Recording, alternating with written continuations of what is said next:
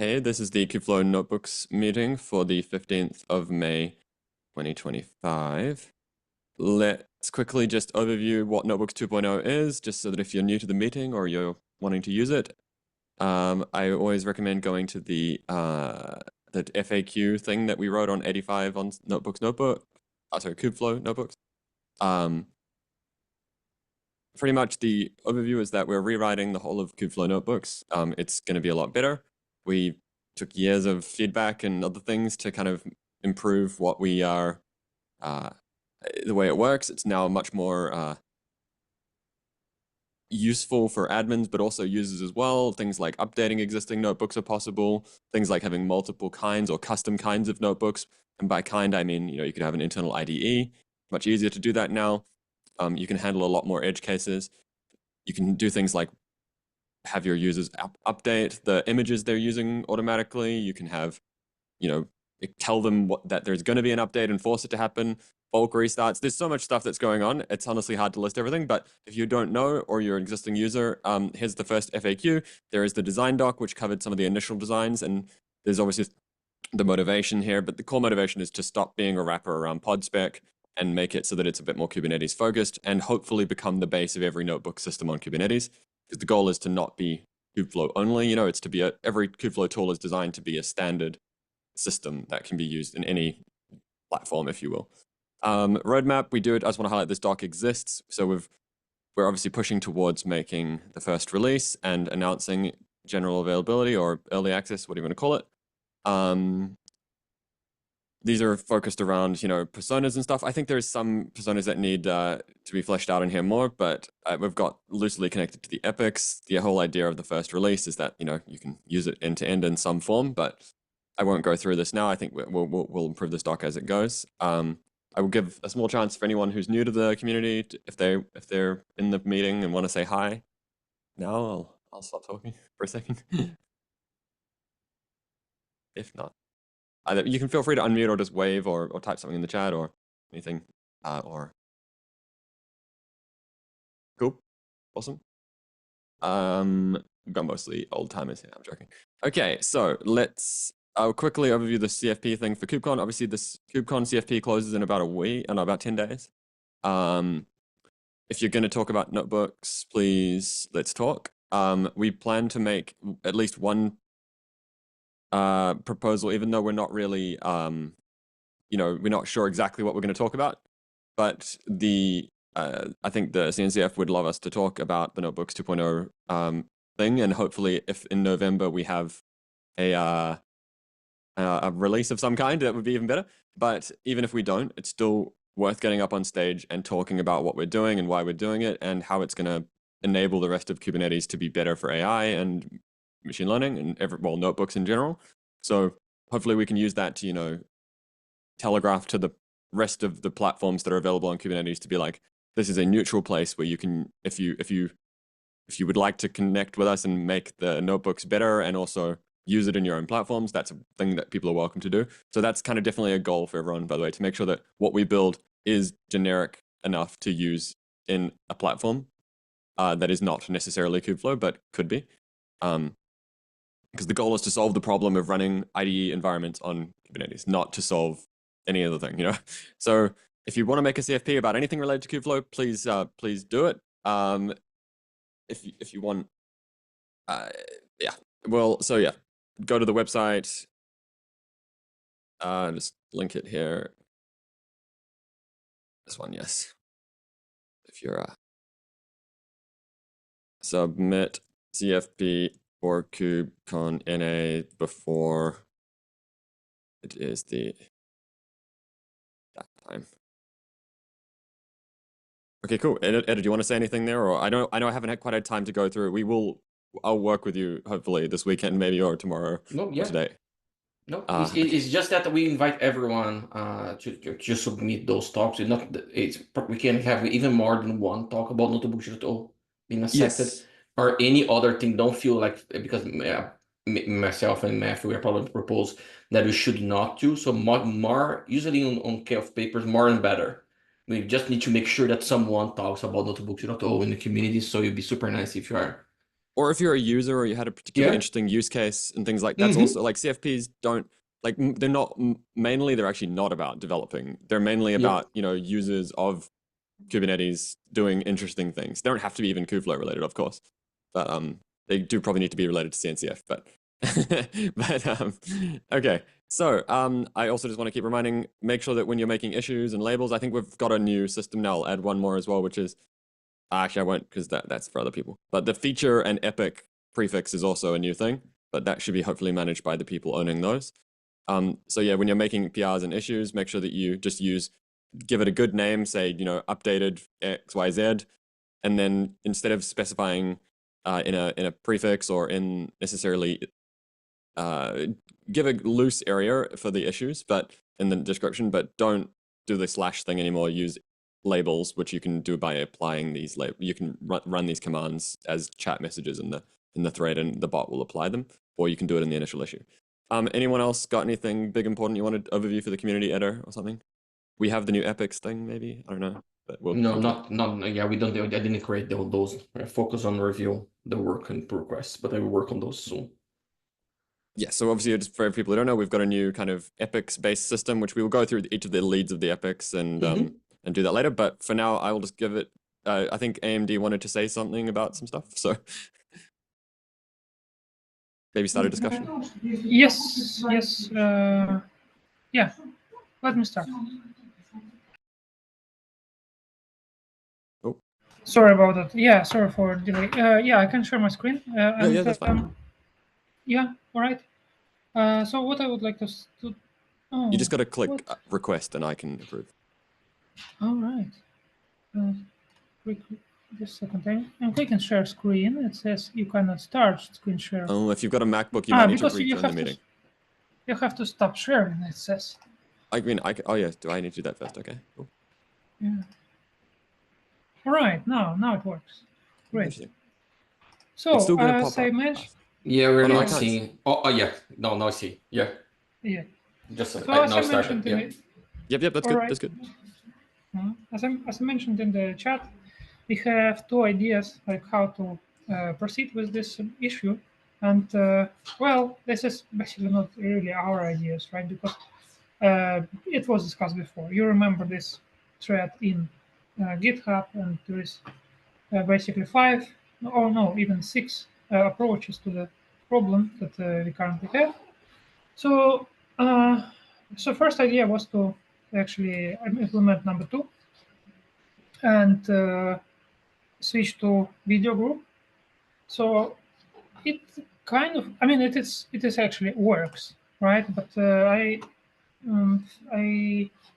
observed that it is not really easy to actually to fix the devices. So for example, imagine that you have a device, the notebook that is supposed to use Orca, right? So, and then it has been already created. But then you know that, okay, you can apply this fix, right? This change rule. Let me change. Yeah, this one, like that, right? And if you apply this one, then it actually won't fix anything. You will have to probably restart your cluster. I tried everything, and like once I actually was able to make it work, but I didn't like the thing that I actually have to do a lot of movements to actually apply this one. So as you can see, if I list the devices, right, ls dev re, I will see that, okay, this one is in video group, this one is in render group. So if I run this command, it is our machine with the GPU. So if I do this, oh, sorry, what? I have some incorrect symbol, like that. Yes, and then list again. So now, what? Ah, sorry, it's incorrect. It has to be video, right? And then, okay, now it is video. And if I go to the notebooks, it it just won't work. And if I, for example, I have a notebook running, and I can go inside and see that it, well, that the device will be still on render group. So that's the thing. Of course, if you talk about it in terms of installation from scratch, then of course it will work. But still, it doesn't seem to be a very reliable solution, and that's why I suggested another one. But again, it has been mentioned before. So this is the automatically detected render group. So that can actually work. And also this problem, it is, if I checked that it is not exactly the problem. So of course we can go this way and try to edit the group, but we don't have to do this. So as you know, there is Docker command that's add group command, add group flag that you can just add to your Docker run. And also we can use security groups in the security context in the notebooks.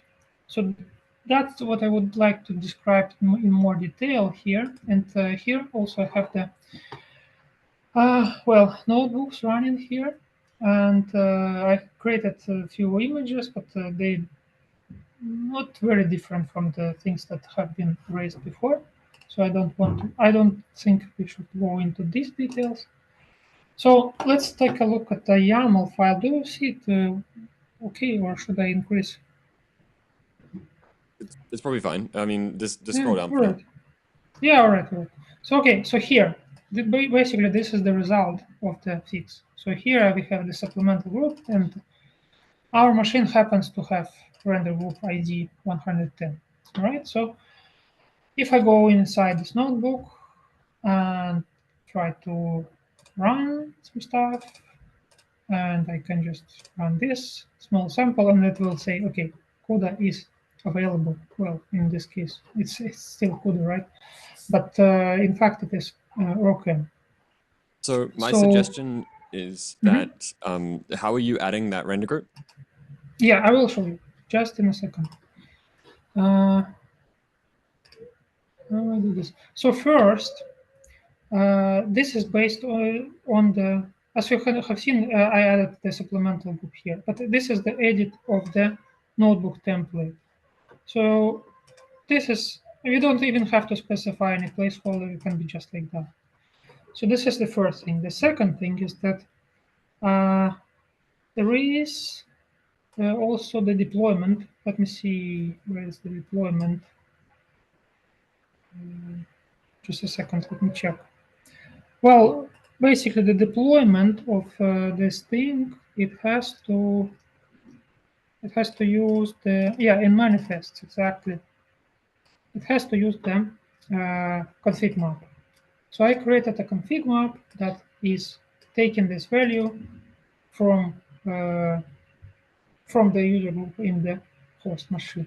And So like, here I this can, is interesting, yeah. but I'm going to stop you because this is the wrong solution. What you need to do is put this into your AMD device plugin.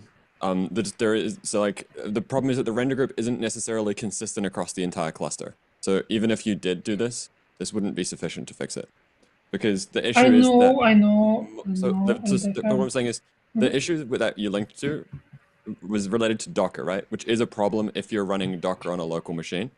But the issue here is that this is a Kubernetes cluster, so there could be thousands of servers, right? And they may not necessarily be running the same host instance OS. And so therefore the render ID may not be consistent. But luckily, there are other solutions. But so those solutions were specific for Docker. But for your problem here, you do need to fix it in the device driver. So like there's an ability that says when the kubelet mounts the device into the container, it can add things like supplemental groups, I believe. Yeah, exactly. That you are exactly right. And I actually have an answer for that. And yeah, okay. So we have this. Just let me finish with this one. So we have this render group. We have the value. So let's assume we have it. And the next thing I just wanted to add is that we actually can have some logic here as well to set security context in the application and set it when needed, just when we have the AMD GPU. So this is it. And about the thing that you just said, this is totally correct. And I checked this Kubeflow plugin, not Kubeflow, Kubernetes device plugin for AMD, and it adds the device, it manages the device, and it is based on daemon set. So there is such thing as daemon set, which you can use for container setups. So in fact, we can add addition of this config map into the daemon set. But I don't think it has to be device plugin. As I know, the plugins they have to be very much problem specific. No, what I'm saying is the only way that you could run a ROCm device on a Kubernetes cluster is with the AMD device plugin. So 100% of your users are going to use that. What I'm saying is,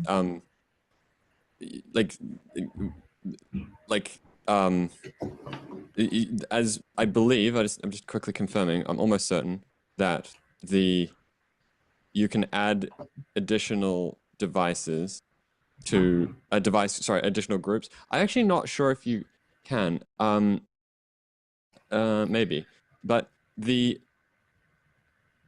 point is that the device can definitely do something, right? The device plugin, the point is that we shouldn't be dealing with anything related to this problem. Like this is, it's madness to implement this sort of solution in our thing. You know, like it's not a problem with other device vendors, but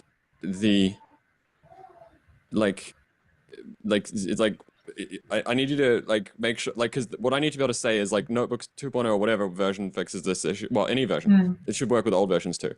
That you'd be like, okay, update the AMD device plugin to version something, and then this problem will not occur again. And then what we can again, and if your solution is that it needs to be render group 41 or something else, that's fine too. But I will note that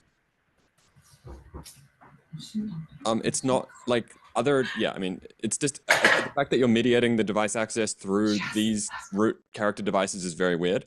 But but in any case, what I wanted to see is that solution implemented in your device plugin. You know what I mean? Like it's in some format or DRA driver, whatever you want to use, but it has to be possible to solve it there, either by applying the udev rule automatically, do the change group, or so because effectively the Docker one is more complex because you're not guaranteeing that they're running Kubernetes, but because the Kubernetes driver supports Kubernetes, what I'm saying is I'm not going to implement this fix. Technically, you could theoretically do it in the new Kubeflow Notebooks 2.0, yes, because we probably support supplemental groups and other things, but it shouldn't be necessary is what I'm trying to say, because that only fixes notebooks, right? Your goal should be that there's some consistency so that anyone building a ROCm image can run a device. Yeah, exactly. That was basically.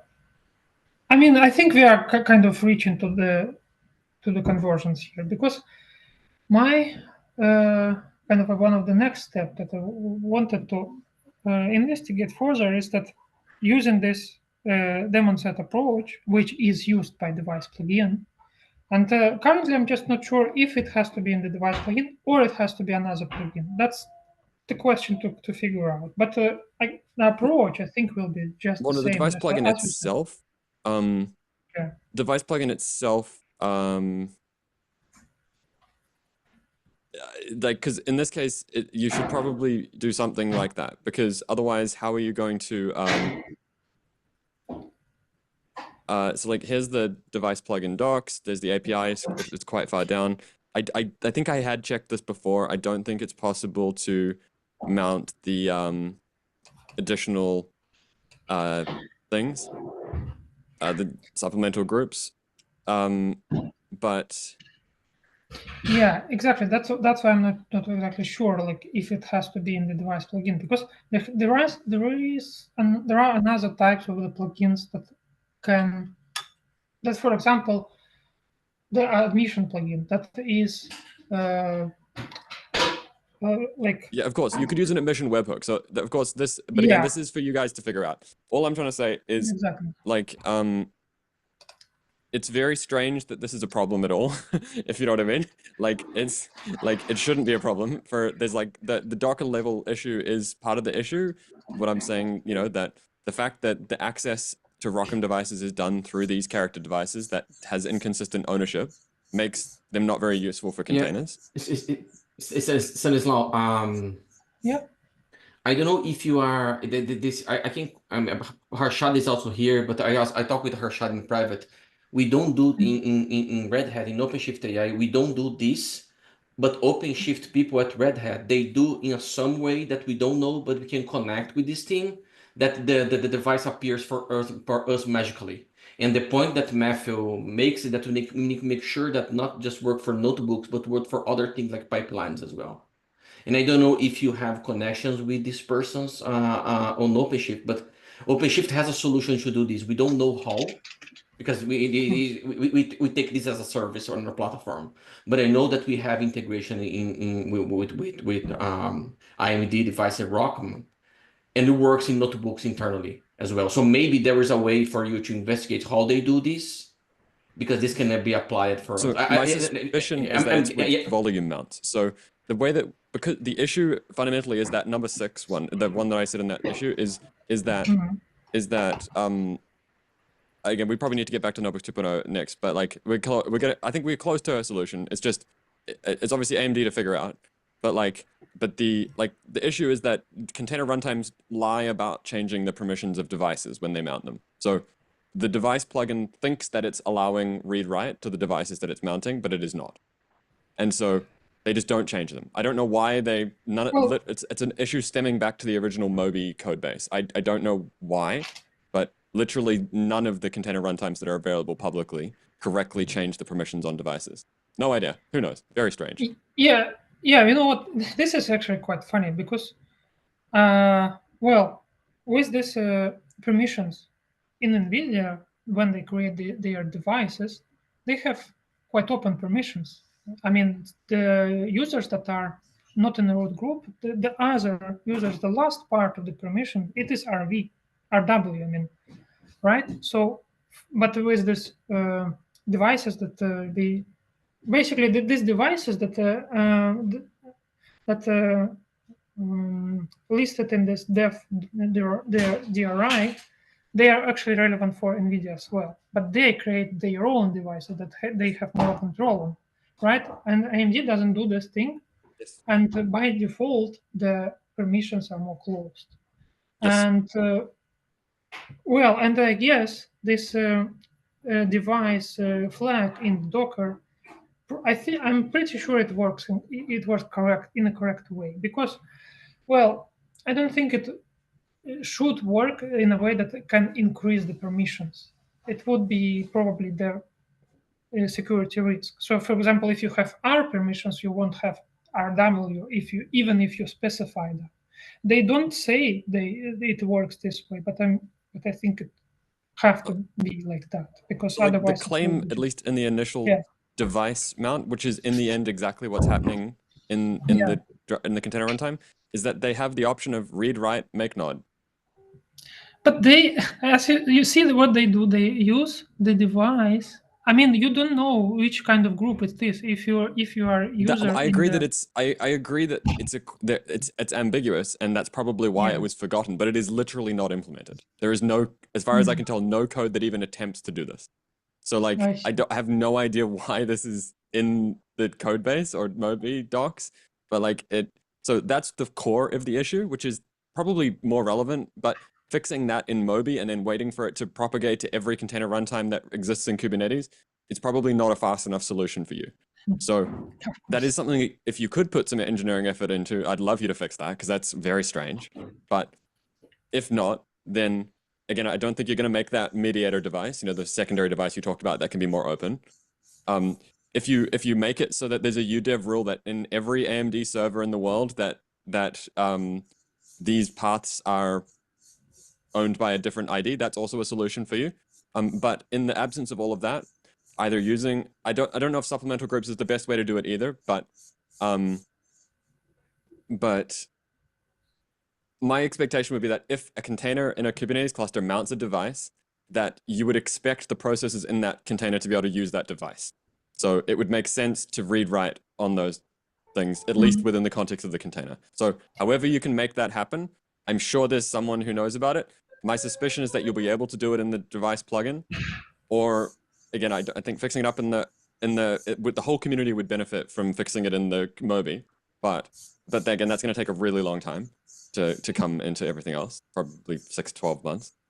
And the other issue is the one you said, which is hard to know what group to even do, right? So anyway, we can keep discussing this offline, but all I want is, I just want a solution that doesn't require any specific code on our end, so that when a container requests a device using your AMD plugin, that it is actually able to use it one way or the other. If that means fixing it in your host driver, that's fine. If it means fixing it in the daemon set that runs on every node, that's fine. If it means fixing it in your device plugin, just making a udev rule. Don't forget, you have to do it with a udev rule as well, because as new device, if I unplug or do a PCI reset, it'll disconnect the device, unmount, and then remount, right? So yeah. So all I'm saying is just like, it's a problem that actually affects the entire industry because of the Moby issue, but find a way to fix it that doesn't require me to change notebooks, so that we can also fix it in everywhere else. Okay. I'm sorry for being forceful about that. It's just kind of ridiculous. Yeah, well, it is. Yeah, kind of. Yeah. Okay. Thank you for your effort on it, though. Like, it's nice to have interactions. It's been many years of there. But yeah, if you want, Eder said he can reach out and connect you with the people who fixed it there. I'm almost certain that what they're doing is not actually using your device plugin, though, that they're instead mounting it through volume mounts. But it's Stanislaw, if you want to create a chat between myself and Harshad in CMCF Slack, we are not the person that nobody can connect with someone from OpenShift that they fix this. We are Harshad and I, we have the guess that this is done via this operator here. And maybe you can take a look on how the operator is implemented and figure out how they did that. But you can connect and talk about this offline. Yeah, cool. But I know that this works and work for the whole platform. It's like the most important part is that is not for notebooks, this problem. It's also for the pipelines, and we need to fix everything to have Kubeflow a single way to do this. And I'll give an example. If I install the Alara plugin, for instance, to run a pipeline that requires Rock running inside, I don't want to also run those containers as a root, right? In Argo CD. That will be your problem, I guess. That we need to, that's when Matthew says, I'm right, that's Matthew, that we need to fix like in the platform. Nice. Yeah, it's but thank you. Yeah, add a Kubernetes layer at least. Yeah, it's a Kubernetes layer, yeah. Yeah. And I know you can do it. There's like lots of different options. Whoever maintains that device plugin, sorry, can probably, if you just explain this problem to them, they'll probably realize it. But otherwise, thank you very much. Yeah, well, I'm just going to keep moving on so we can keep going for Notebooks 2.0 discussion. But keep the threads going. If you think of a solution, great. I'm sure it will happen. Thank you. Okay. Thank you. Awesome. Okay. So migrating code. I just want to highlight that we are still doing that. I think we need. Andy, were you here? Sorry. Do you have any bits on that? Yeah, last I checked, the Millen's and mine central dashboard and central dashboard Angular PRs were just still open, but they should be good and out there and ready to go. Okay, cool. Yeah, obviously try and get those reviewed as soon as possible. I think that's blocked by me or other people. Maybe Kimonos can also help there. But anyway, we'll keep going through that. So we are still doing that migration. We'll start with the dashboard, and then we'll do the notebooks after. Okay. Notebooks 2.0. Okay, so what is Spring Goal? What is this? Do you want to take this part? Muted. Yeah, it's whichever want to take a look later. But just skip this. It's just for us to read the sprint goal. It's not sprint. Oh, sprint. Yeah, it's sprint goal. Yeah, just review this, but let's skip this because everybody can read offline and due to the time. Let's move on. When you say this, is it the link to this, you mean? No, it's a sprint goal in the beginning of the document. If you scroll to the document, to the epics. Okay, let me just, okay. Mm-hmm. Okay. I'll quickly show it on the screen. This one, I guess. Yes. Okay, cool. I'll say short term in the thing. Okay, so let's kind of try the Epic owner thing, I guess, then, right? Yep.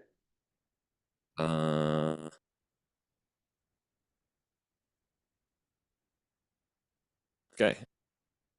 So I guess we'll scroll up to that section and kind of have the basic questions for each owner being like, okay, what is the overview of what your Epic is? What features are currently working on? What features are we currently? What is the difference? These are the same thing. Okay. And then which tasks have been closed? And then is something blocking a task or feature? Okay, cool. So, short-term goal initiative. Where are the lists? Okay, so I think we added a new deploy one. We'll come back to that one. So, the developer experience, Andy.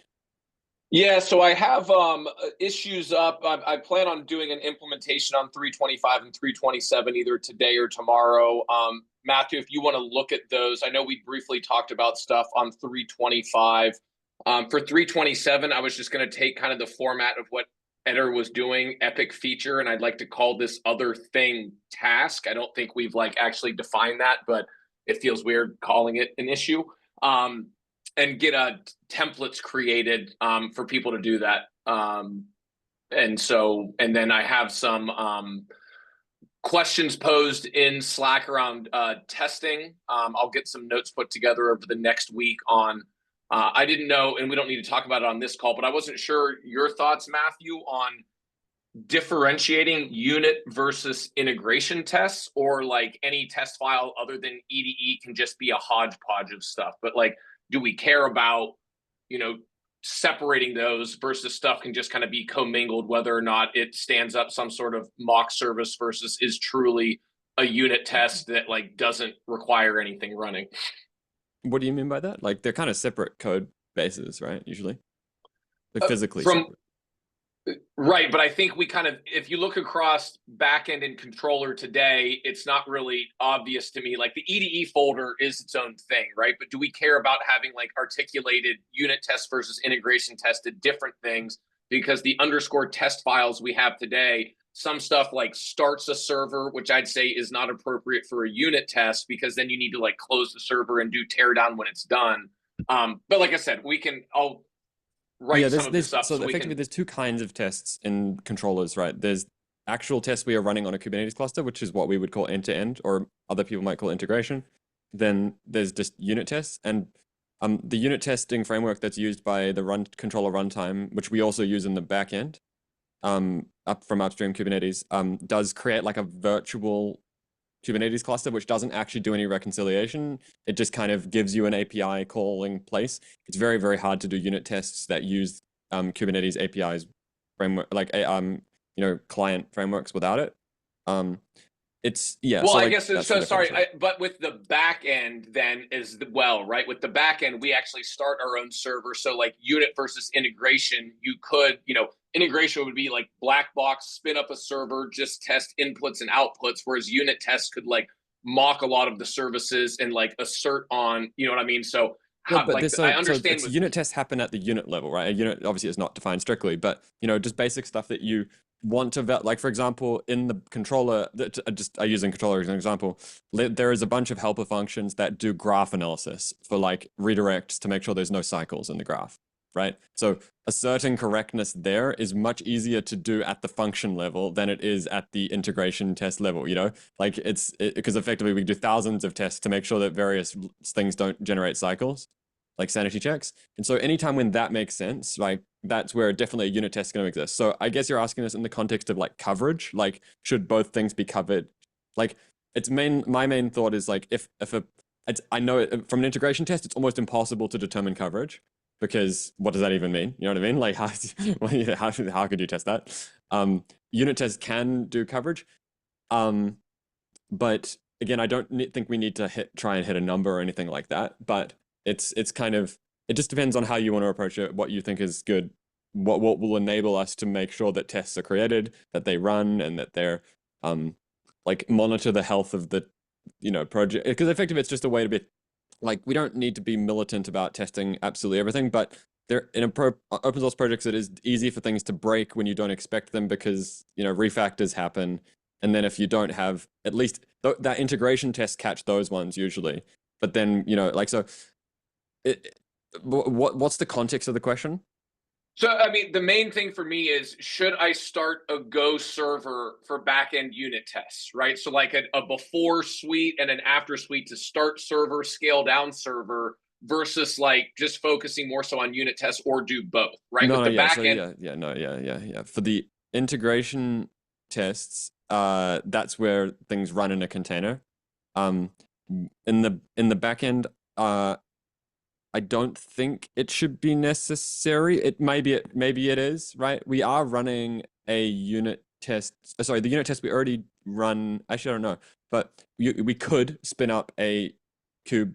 What's the cluster testing framework called? I always forget. Well, so I'm not even talking about Cube. M-test. I'm saying like the backend server, just start up the backend server, versus don't start a server, just assert the various things, right? Because we own all the hooks there. We could like mock out the backend and like not have any running processes, versus screw it, just start the server and we can like, make the sure server it's torn needs an down. env test at least to be running. I think we do actually already start. Yes. M test is there, right? So I just wasn't sure if we should like lean into that entirely, or if we wanted like underscore test and underscore integration test files to kind of show running procs versus not running procs, or if you don't care, right? I just whatever actually results in what you think. Like I'm trusting that, like, okay, yeah, I'm trusting that you'll find the right solution. Okay, yeah, I just didn't want to go off the rails, but that's good. Thank you.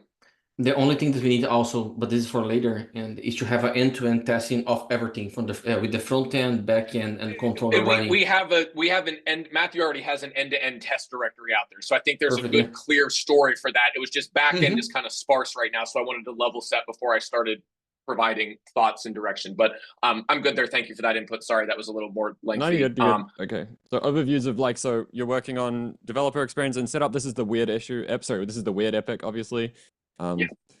But it's kind of a collection of stories related to that. I think we're going to be moving some of these, if they haven't already, into the deployment one.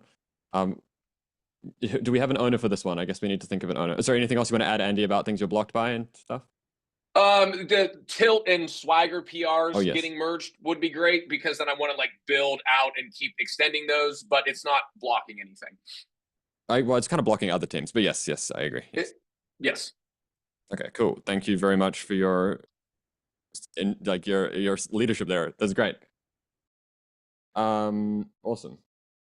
So we'll come back to the deployment, I think, because let's let. And yeah, I created a bunch of issues for that, Matthew, but totally I just wanted to get that stuff documented so it's there, and again we can change. Yeah. You're welcome to lead this one as well if you would like, because it's very much in the same kind of vein. Yeah, I mean, I'm like working with some Red Hatters to try to pick off some of these easier ones. So if you're comfortable putting me on there, I'm happy to do it. But if you want different ownership across companies, that's totally fine. I mean, too. So whatever. If someone is willing to, I mean, it's more like this one is probably a temporary one, whereas this one's more likely to be a more permanent one so it will keep you having a job to do, I guess. I like having a job. Not that kind of job, but you know what I mean. Okay, cool. I'll put you as it for now. And I think maybe someone did ask though, so I will give just a quick chance for someone. If someone did say, I think, did someone reach out at some point, or Edo, do you know? I think someone did reach out. Anyway, I'll just put it as you know, and you guys can fight over it. Okay, cool. Awesome. And so I think those epic label issue things as well. But I will come back to that later. We don't really have time to right now. But I think you did make some pull request validating. No, did you make a pull request for that one? I had some proof of concepts. I'll harden those into pull requests today or tomorrow. That's cool. Yeah, because it's good. So they did end up having an API, but it was just hidden or something. Proud does not. It's just wildly confusing, and I was way too reliant on various LLMs telling me what was and not supported. So then when I actually just RTFM'd, it was very obvious what the solution was. So there's a REST API from GitHub to set these, right? Well, GraphQL API, but the Yes, GraphQL API does. So I have this working on a test repo. It's just edge cases of like multiple issues provided. You know what I mean? Like, but it functionally works. I just need to test the GitHub action to handle edge cases appropriately. Awesome. Cool. I'll let Eder overview his one. I'll go quickly. We are progressing pretty well on this one. Probably can you go on sorry, the docs? Yeah. Probably next week we're going to have an end-to-end workflow. Not with and the things that we're able to create. The things that are blocking us right now is the secrets PR from the controller. Sorry about that. No, it's fine. It's fine, Method. The only thing that I asked Andy to create is to create this backend pull request that just to unblock the front end. For now, is a stub implementation of the backend of the same API. And I mean, this I is can blocked. merge it, and we can just have a follow-up progress to do the test. Yep. That's kind of the same. My suggestion would be to merge the Swagger first. Okay. And because the Swagger one will allow, because Andy changed the APIs. Which one? And yeah, we start by the Swagger if it's okay. Which is this one? What? No, is it go back? Is this one? Yeah. Because this one create the Swagger's APIs. No, I linked the wrong one. Okay. The Swagger from Mohammed. I can send you to you later. Yeah, okay. We can chat this up. But because the Swagger create the API definition, open API definition that generate APIs, and as Andy change the API to support secrets, we need to use the Swagger PR's make file to he generate the open API file automatically and see if it works. And the control is fine. We have to take your time of this. But for now, we're not great. I'm not creating and Volume is not creating secrets. It's fine for us to just move forward, but we will have something soonish to demo. Probably next week, we will have an end-to-end workflow. Did we not add the PR for this already, or did I? You did the PR. There was a PR pending. Oh, yes. The PFL reviewed. Yeah, the Andy reviewed. Yeah. Oh, this was the one I was talking about. Yes, sorry, yes. Yes, and the backend PR that I raised, Matthew, I actually first coded on top of your branch, so I know it all works. But then I moved it just to base off Notebooks v2 and commented out all the hooks that ties into your code, so it will converge. So if we get the backend one merged, that unblocks the front end, like Eder was saying, and then we can suck yours in and just uncomment all the code in there that'll tie into your stuff. But yeah, I didn't verify fully end-to-end. No, Method. Don't worry. It's the secrets will be there on the front end. Will not just work, and we can do as we're doing this incrementally. It's fine. Cool. And this epic is also will evolve. This is the first pass to have an end-to-end to create workflows. We have to do a lot of improvements on this, and that's it. Cool. So it's about getting the first version, first end-to-end. Not everything. It's kind of. It's like. Yeah. Tuning a model, yeah, from a user perspective, yeah. Okay. Polo? I don't know, sorry if we've kind of gone on quite long. Polo's here, hey. Yeah, hey, Matthew.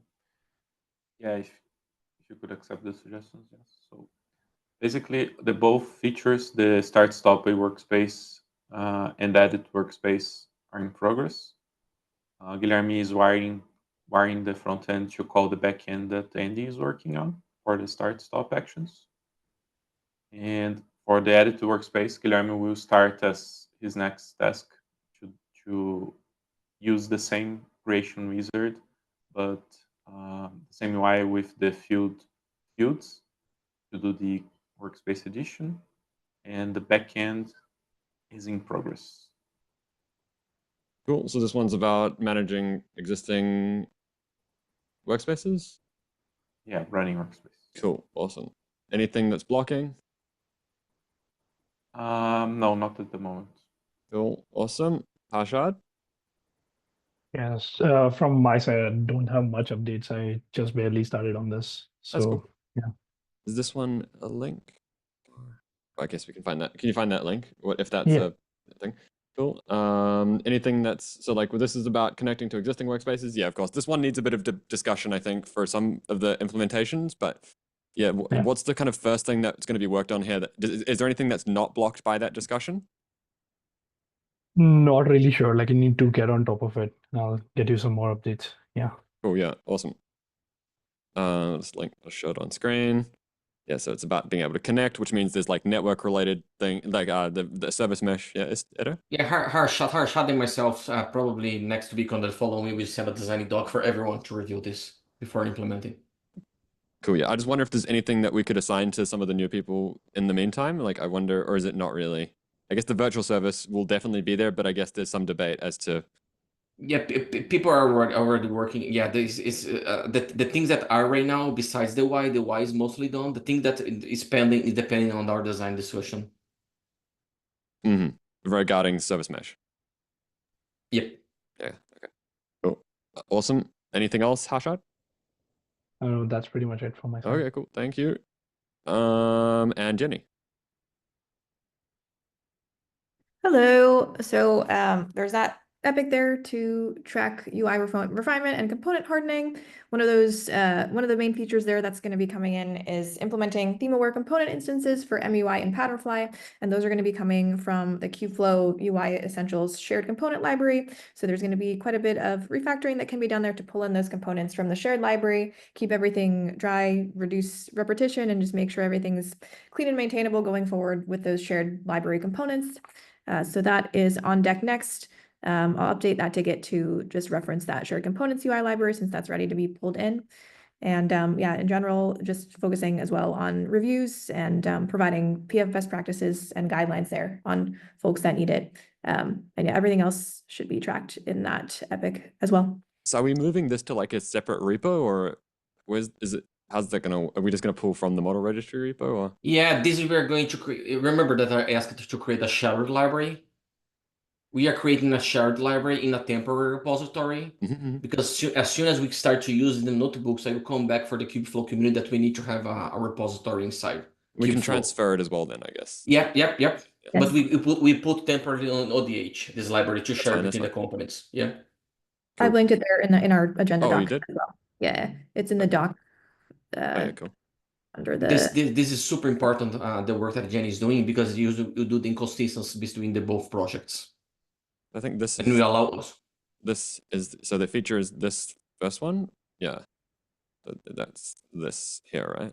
And then the shared library is in that to do there. So I'll create a separate issue to track the implementation of the components from there. And is this so like this is that, I guess. 3, 1, 1. Okay. I don't know. We should probably think about which side we put these things on. But yeah, I think did we put it before? I don't even know. Okay. So okay, cool. That's awesome. Thank you for that. That's really useful for the whole project. Hopefully some of those things are only useful for the material. What do you call it? This framework thing that we're using, right? No, we are using Patternfly as a React component library, but we are using the CSS. Those are components that are specific for the Kubeflow. Makes sense. Okay. Cool, awesome. Anything that's blocking you or things other than the repo thing? But obviously once you've got your own repo right now, I guess. Yes, yeah. So no blockers at the moment. We'll just be working on applying those components into our notebooks repository there. Awesome, thank you. Anything else you want to add? That's it for me. Awesome, cool. And we hope soon, Matthew, that we can transfer this component for the Kubeflow repository. That may take time. To build a case. Yeah, so yeah, just prepare for that to take more time than it might reasonably otherwise have taken. Yeah. But again, as long as we actually do a transfer, probably Terry or someone will be able to do the transfer because there'll be an admin on both orgs because you need to be an admin on both orgs. So yeah. Yep. Cool. Okay. And yeah, Terry and Francisco, we can make Francisco admin of ODH as well to do this. Cool. And so since we didn't talk specifically about deploying, I just want to highlight there's a new epic. I won't make anyone talk about it because it's new, but effectively we forgot about an epic, which was being able to actually deploy the project, which seems like a pretty important thing.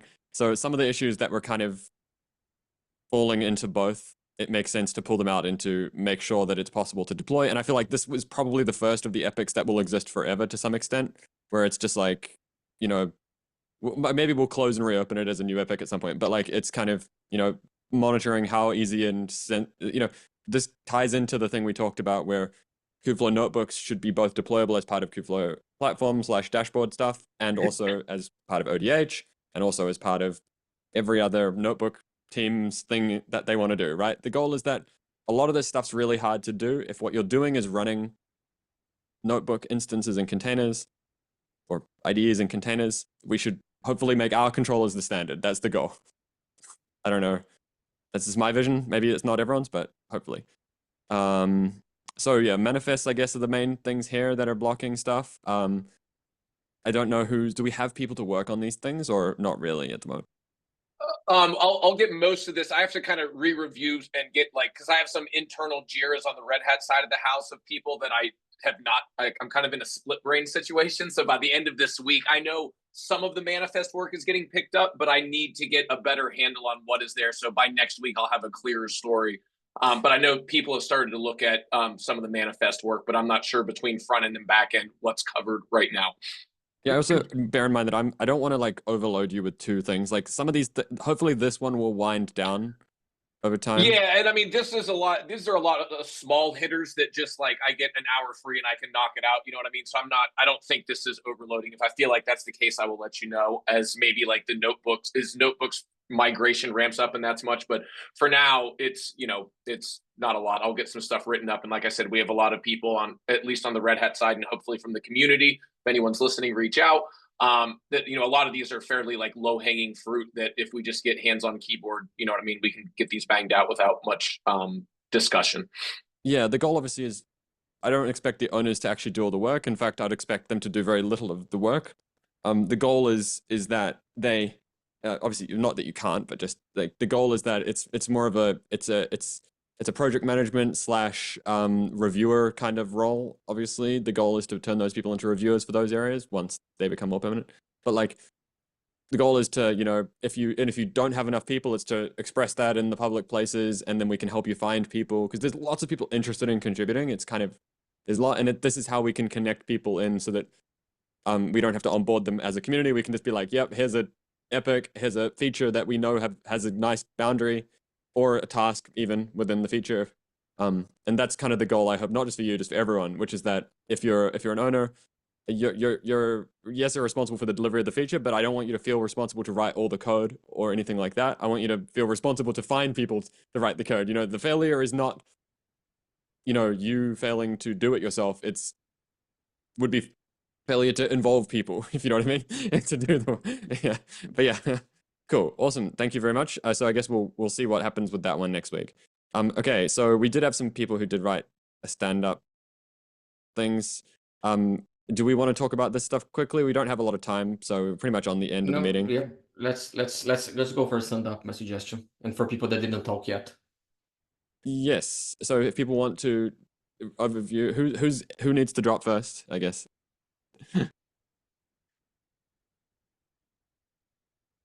Okay. Maybe anyone. Okay. Well, Edo, do you want to go first? No, it's I say I review multiple PRs and I'm working the hard shot in the design docs for proposal community is volumes creation and the EC2 abstraction. Cool. Paula? Yeah, I've been doing some PR reviews for the front end. Also creating tasks for the workspace kind creation and edition, so we can anticipate a few of the tasks that we have planned for our next sprints. Also rebase the my PR that's under review. So what was this one? What was it? Yeah, ask Jenny to take a look when she has some time, but it's nothing urgent at the moment. Thank you. Jenny? Yes, also lots of front-end PR reviews as well and code suggestions based on Patternfly best practices. I'll also be creating tasks for UI enhancements and UX best practices and pulling them into that big feature ticket that we just saw. And that includes the porting from the shared components library and some additional UI and UX enhancements as well. Thank you. I think we've touched on everything here, Matthew. So we can skip over me. Yep. Okay, that's fine. Hashad, if he is still here. Yeah, I'm here.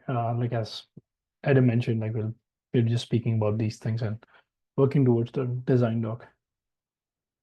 Yep. For the yep, makes sense. Yeah. Okay. Just try and get something out as soon as possible when you have an idea of something, just in case we're going in the wrong direction. Just yeah. Because obviously the goal is that, we're not blocking the overall project by not having a standardized solution yet. Right. But we will eventually be blocking by not having the virtual service in there at least. So Yeah. you know, I mean, so we need to at least get in before then, you know, like before that block Absolutely. happens. But But unless we can still create notebooks, right? We just don't allow people to connect to them. okay, that's a pretty, you know, that's a pretty important aspect of it, because there is a connection back to the deployment aspect there though, which is that one of the deployment methods will be exclusively for dashboard, which will use Istio. So like the dashboard being this kind of like the Kubeflow platform, but again, that's the wrong word. It's like it's like an optional way that we communicate to everyone who makes distributions that they could do it this way. They don't have to do it this way. You could replace it with your own dashboard and replace it with your own auth. And that's where we're trying to figure out how do we make a system that can do the thing that Istio does for a dashboard, but allow, maybe a better way to say it is allow you to create a system that does that. It's probably the better way to say that. Awesome. Thank you for that work. Okay, Charles. So I was just closing out a bunch of these small items on the UI. Yeah, and right now I just chatted with Paulo on potentially working on the new wizard on how to create a new workspace kind. Cool. Yeah. Like a just- mockups or doing some kind of internal dev or No, just for I think right now I'm just like building out the skeleton for it. It's not mockups yet, but yeah, I'm just like learning how the workspace wizard are created, and yeah, just moving from there. awesome. So you've got people who you can chat to about that, I hope. Yes, internally, yes. Cool, thank you. Welcome as well. I don't know if we've met. Okay. Anyone else wants to give a quick update who hasn't said anything yet? If not, yes, maybe.